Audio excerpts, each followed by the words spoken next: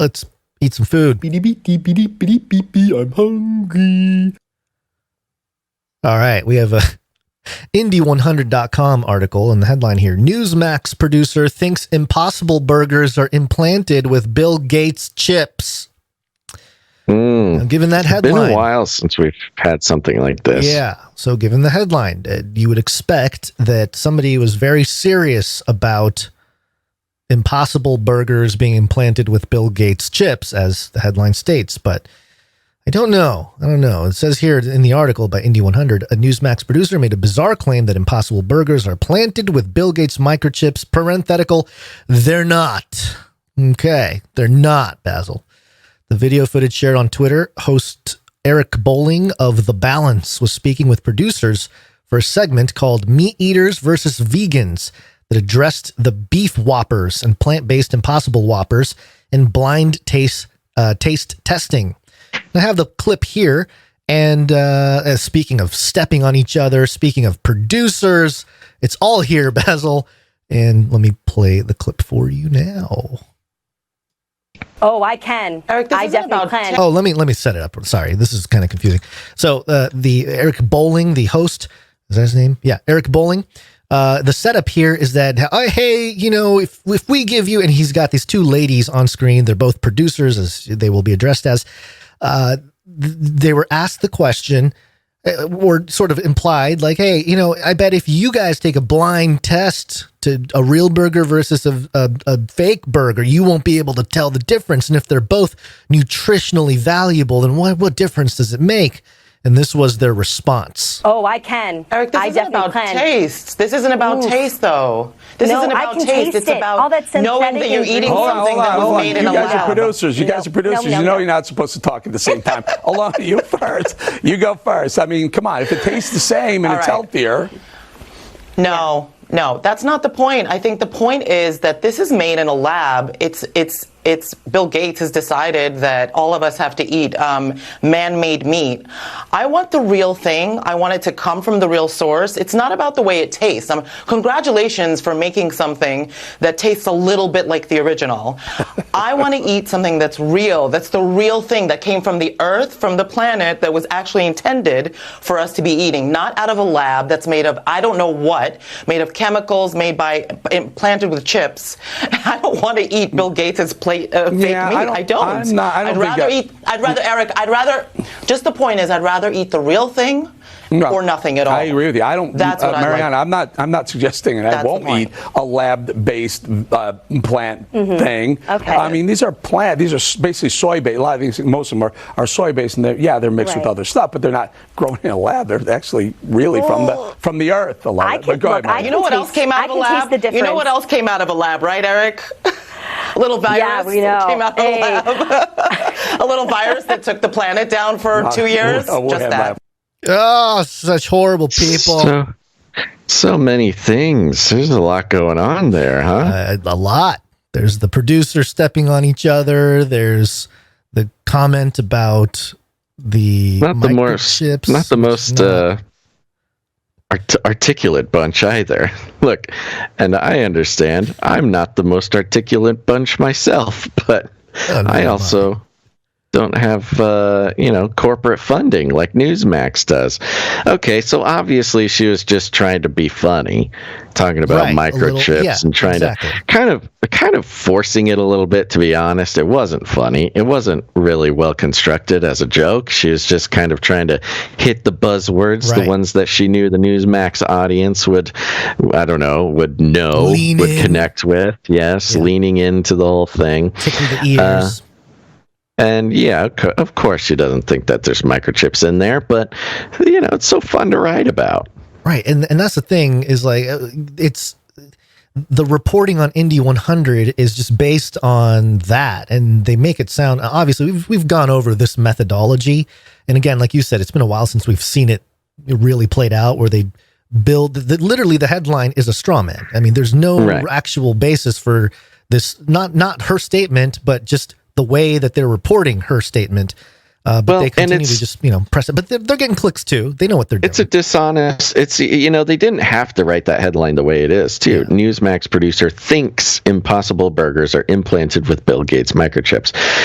They didn't even have to really say thinks there. They should have said Newsmax producer says Impossible Burgers are implanted. Because then, you're not baiting and switching anybody. You don't lose credibility from your readers. The whole downside of this sort of thing that CNN is trying their best to correct on their own thing, and yet you've got all these independent guys trying to be mainstream. They haven't caught on. They haven't learned the lessons the hard way. Yeah, and of course it goes into some Twitter responses, which is news now. Well, Gons, it's not the microchips you got to worry about, okay? Oh, I'm heading. Really? I'm heading on over here to Vice. Oh, good. Because got more important things to worry about. This is Motherboard Tech by Vice. Scientists and the military want us to eat food made from plastic. Dun, dun, dun. Okay. Little subheadline gives away, it's kind of burying the lead a bit, but the subheadline, DARPA-funded research seeks to tackle the climate crisis and global hunger by producing a protein powder from plastic and bacteria. Thanks, DARPA. Thanks again, DARPA. They love us. They really care for us. Biologist Stephen Techtman wants people to eat plastic. He isn't imagining anybody chowing down on Funko Pops, haha, millennials, but rather plastic in safer, palatable, powdered form. You could swig after a grueling iron sesh at the gym. Ooh, you can see iron sesh. Tailored to a perceived younger crowd. I would say just more arrested, developed crowd. It's Vice. Grueling iron sesh? What does that even mean? Chugging down a plastic... What does it mean? You haven't done a grueling iron sesh? Gons, if somebody has talked you into saying you've done a grueling iron sesh, they are not your friend. Chugging down a plastic-derived protein powder for gains would come up with an unexpected ecological advantage, fighting the rise tide of plastic waste. Let me read that again. Word for word, as it is written on Vice. Chugging down a plastic-derived protein powder for gains would come up with an unexpected ecological advantage, fighting the rise tide of plastic waste. Simply how it is written, folks. Plastic pollution. I get to be beefy and save the planet. The rise tide. Not a rising tide, just the rise tide. Plastic pollution is a colossal problem worldwide. According to the UN Environment Programme, humans have been creating plastic waste more than ever since the early 2000s. With about 400 million tons generated annually, most of that waste circulates our waterways and oceans, where there are literal garbage patches rivaling the size of Texas. While cleaning up is doable, and there are yeah, we could clean it up. It's totally doable. But why clean it up if we could just eat it? And I've lost him. No, I'm here. Oh, there we go. I'm back. Okay. While cleaning up is doable and there are various organizations engaged in the task, it's not without its challenges, both in terms of scale and recyclability. Only 9% of plastic waste actually gets recycled. Much of that has to do with how labor-intensive and expensive the process is. Plastic's worth also degrades with time with each reuse, making new plastic is cheap. Jeez Louise. Remember the story where they were making gummy bears out of fiberglass? Yeah, that wasn't too long ago, just a few weeks. Yeah, so we're going to be chugging down plastic protein powder, fiberglass gummy bears. But scientists, including Techtman, are looking toward biodegradation and repurposing plastic. At his lab at Michigan Technical University, bacteria with hearty stomachs, in quotes, are treated like microbial guinea pigs, chomping down on processed plastic to churn out an edible protein-rich byproduct. That's what I love. So it's bacteria poo. It's bacteria poo that have become bacteria poo. Gains, bro. It's all for the gains. And green. Ooh, the idea. We need to just come up with the name and TM that thing. Okay, sure. Yeah, we'll definitely follow through with that idea, like we do all the other ideas we have. The idea basically is that humans could one day consume this byproduct. Stop calling it a byproduct, maybe.